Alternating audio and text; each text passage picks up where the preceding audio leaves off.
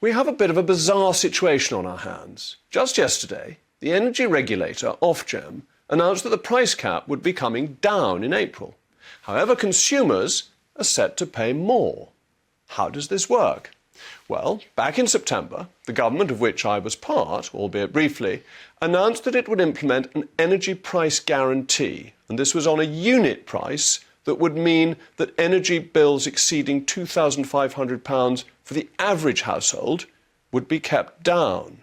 The energy price guarantee is due to go up in April to £3,000, but that is lower than the new lowered rate of Ofgem's price cap, so the amount the public will pay will be on an average of £3,000 rather than £2,500 on current plans, regardless of the announcement from Ofgem.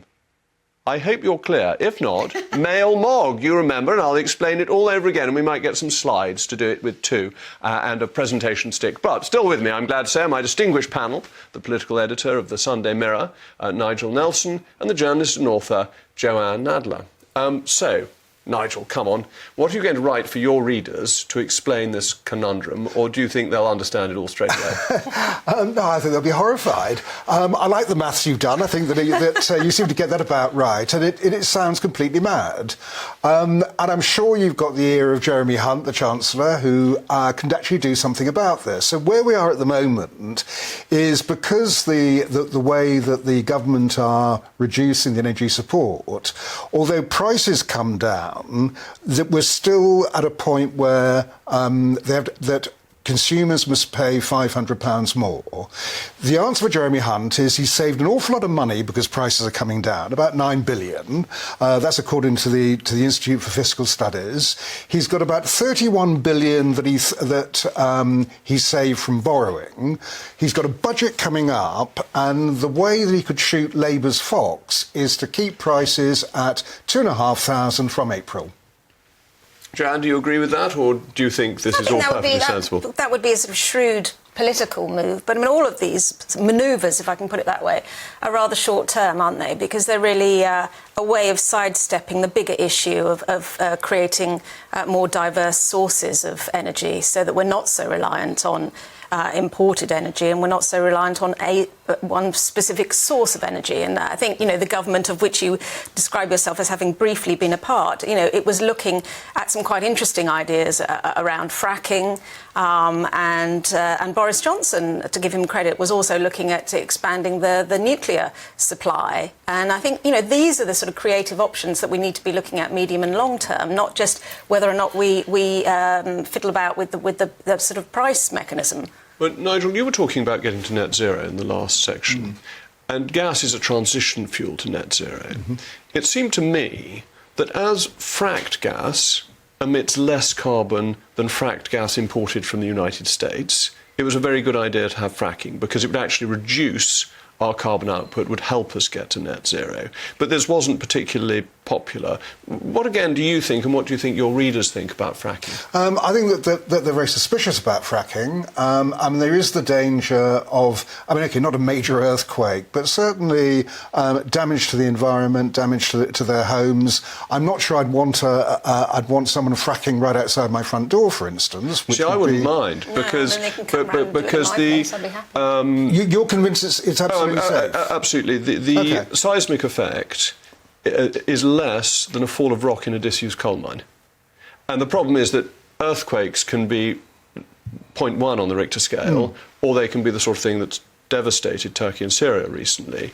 And because it's a logarithmic scale, I think lots of people don't actually pay attention to the difference. They think it's very similar. But 2.5 on the Richter scale is hardly noticeable. But what we could do is go to renewables. I mean, this is the whole thing. We then have the planning problem over things like wind farms. So it seems to me that would be a more user-friendly way of actually going forward if people were prepared to accept wind farms in their site, not necessarily by their front doors, and go in that direction rather than fracking, which I think is so controversial because we really don't know.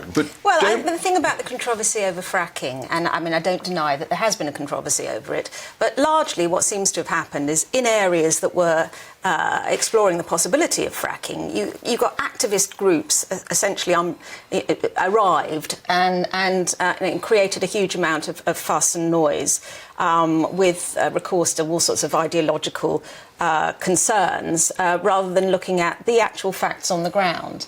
And that's happened time and time again. The head of NATO suggested that they were funded by Russia because they wanted to maintain Russian supplies. I mean, I don't know that that's been proved, but certainly the head of NATO suggested that.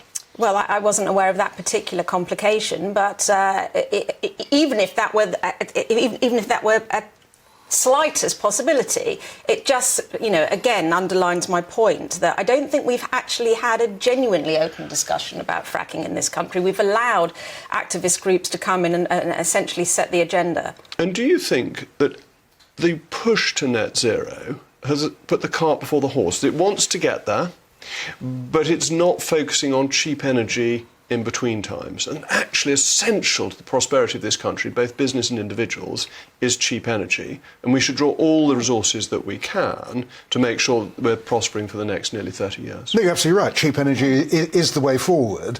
And the question is obviously how you get there. So when it comes to the Russians, I mean, they didn't supply us with very much gas and gas anyway. But the idea that you would then, take Labour's plan, what they would have is an Energy UK, it would be a nationalised industry, we'd start off with seed funding of about £8 billion, and the idea there is to create those kind of industries that would be both cheap and clean, and that seems to be the way forward.